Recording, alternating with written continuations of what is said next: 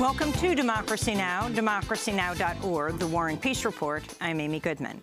Tensions are again escalating between the U.S. and North Korea. On Friday, North Korea tested an intercontinental ballistic missile that experts say may be capable of reaching the west coast of the United States.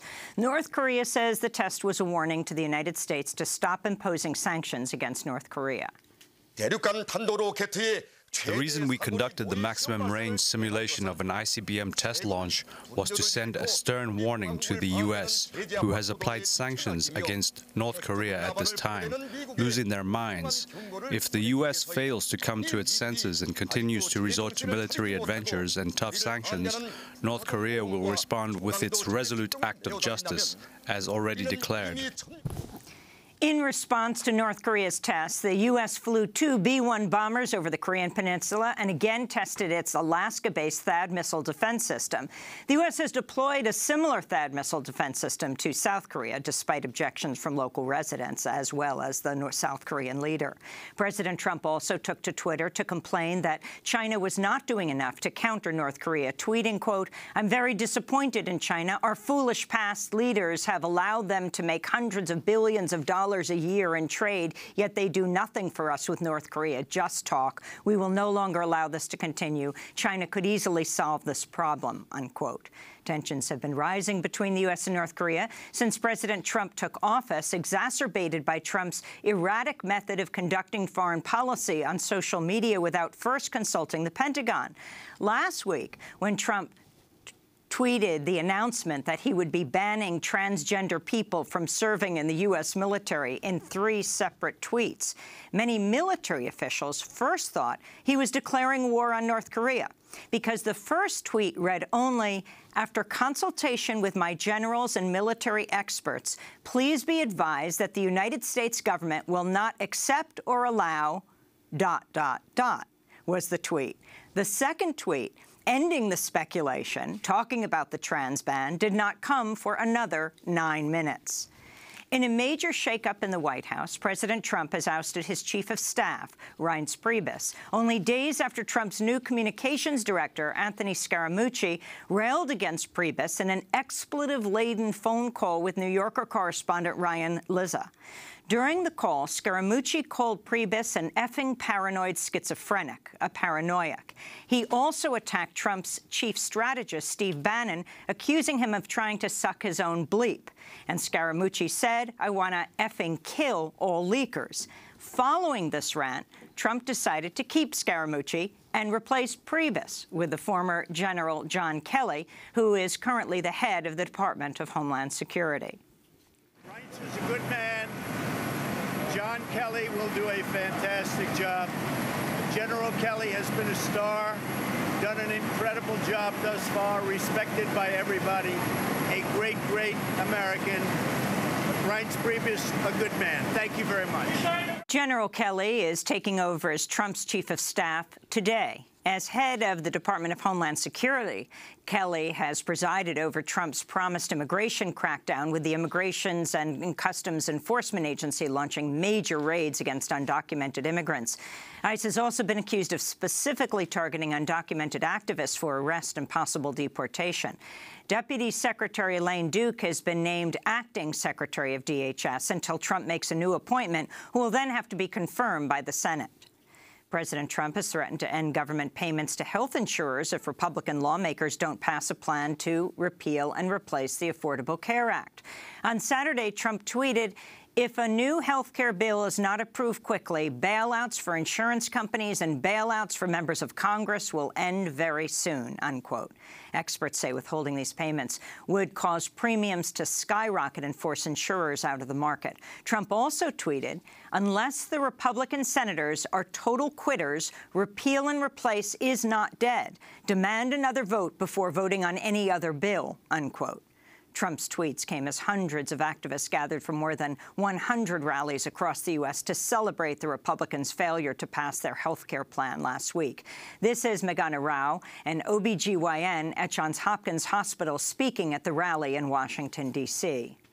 As an OBGYN caring for the women of Baltimore, I have seen time and time again how essential the Affordable Care Act has been in improving the health of our community.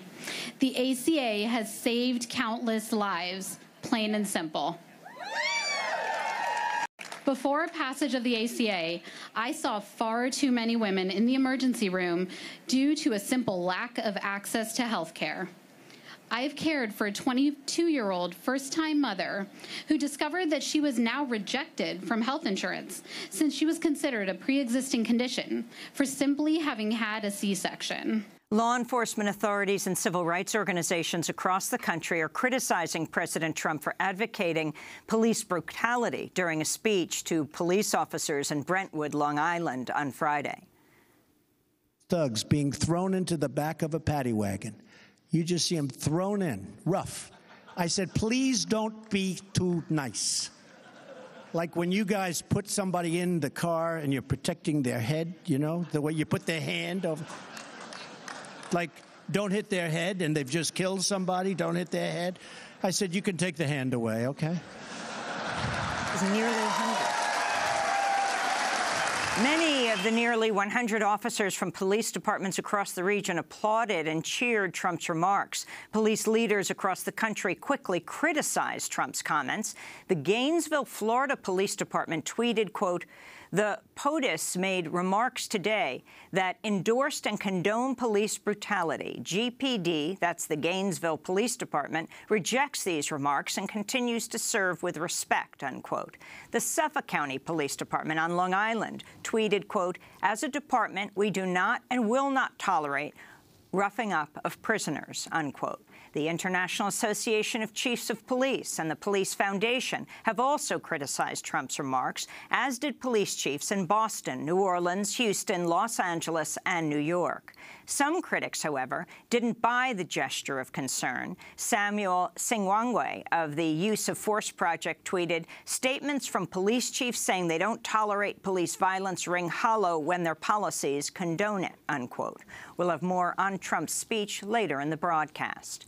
In the Gaza Strip, Israeli troops shot and killed 16-year-old Hussein Abu Husseima on Friday amidst ongoing protests over Israel's imposition of security restrictions at the Holy Al-Aqsa Mosque in Jerusalem. Electronic Intifada reports he's the 14th Palestinian child to be killed by Israeli troops this year. His killing comes as Gaza's more than 2 million residents are trying to survive a sweltering heat wave with only a few hours of electricity a day. Over the weekend, temperatures in Gaza soared to about 95 degrees Fahrenheit. The UN recently said Gaza has become unlivable. In Turkey, hundreds of women took to the streets Saturday to protest rising physical and verbal attacks against women in public. At the march, dubbed "Don't Mess With My Outfit," women demanded the right to wear the clothing of their choice without facing harassment or violence. As you see, my friend is not wearing a headscarf, but I do. I have the right to dress freely as much as she does. Nobody can mess with their miniskirts and shorts, just like they can't mess with their headscarves. If she can wear whatever she wants, so can I. Nobody should criticize or exclude me because I am wearing a headscarf. Vice President Mike Pence is in Estonia today, where he's meeting with the heads of Estonia, Latvia, and Lithuania. During a news conference, Pence warned of the threat of Russia, calling it an unpredictable neighbor to the Baltic states. And no threat looms larger in the Baltic states than the specter of aggression from your unpredictable neighbor to the east. At this very moment, Russia continues to seek to redraw international borders by force, undermine democracies of sovereign nations, and divide the free nations of Europe one against another. This comes as Russian President Vladimir Putin has ordered 755 American staff be cut from the U.S. diplomatic missions in Moscow and elsewhere in Russia. The move comes in retaliation for U.S. sanctions imposed against Russia over Russia's alleged interference in the U.S. elections.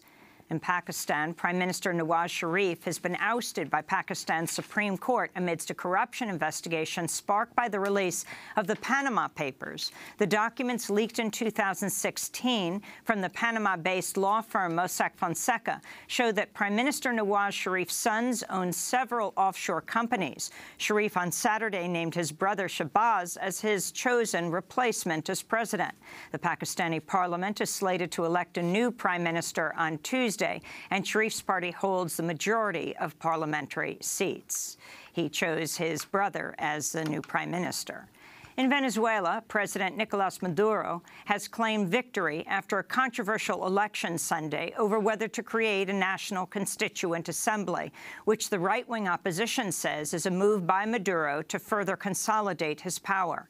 At least 10 people, including a candidate, died during widespread violence and protests throughout the day. The Venezuelan government says despite an opposition boycott, at least 8 million people, or 40% of eligible voters, cast ballots on Sunday. The U.S. is threatening to increase sanctions against Venezuela over the election. Other countries, including Canada, Brazil, Argentina, and Mexico, say they will refuse to recognize Venezuela's election results. In India, protests continue against the massive Sardar Sarovar hydroelectric dam on the Narmada River in central India, which is nearly operational after decades of struggle against the project. The project threatens to submerge more than 140 villages, which could displace hundreds of thousands of residents. The Indian Supreme Court has ordered some of the affected residents be forcibly resettled by today. Some residents have launched an indefinite hunger strike, while hundreds of others protested over the weekend. Prime Minister Narendra Modi is slated to inaugurate the opening of the dam on August 12th.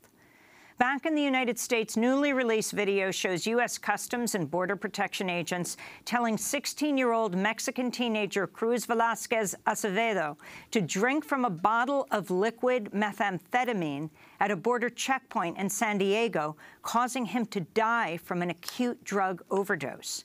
In 2013, the teenager was crossing from Tijuana to California with 2 bottles of what he claimed was apple juice. The newly released video shows the border agents, who suspected the liquid was liquid meth, then repeatedly encouraging him to drink from it to prove he wasn't lying. Minutes after the teenager sipped on the liquid, his body began convulsing. He began screaming, "Mi corazón," or "my heart." He died 2 hours later. The Immigration and Customs Enforcement Agency has not disciplined the officers. The U.S. has paid Acevedo's family $1 million in a wrongful death lawsuit. And Sunday, July 30th, was the International Day Against Human Trafficking. Millions of people are trafficked each year as part of a multi-billion-dollar industry. On Sunday, Mexican officials say they discovered more than 170 Central American refugees who'd been abandoned by their traffickers in a trailer in the state of Veracruz as the men, women, and children were attempting to traverse Mexico to reach the U.S. border. In Veracruz, local residents offered the refugees food and water. This is Maria Elena Santiago. There were young people, older men, women. They had brought children, small children, aged perhaps 8, 9, 10 years, around that age. The children they brought were also running. They wanted to eat, but the only thing we could do early in the morning was to provide coffee, milk, and cookies. That is what we gave them. And those are some of the headlines. This is Democracy Now!, democracynow.org, The War and Peace Report. I'm Amy Goodman. And I'm Juan Gonzalez. Welcome to all of our listeners and viewers around the country and around the world.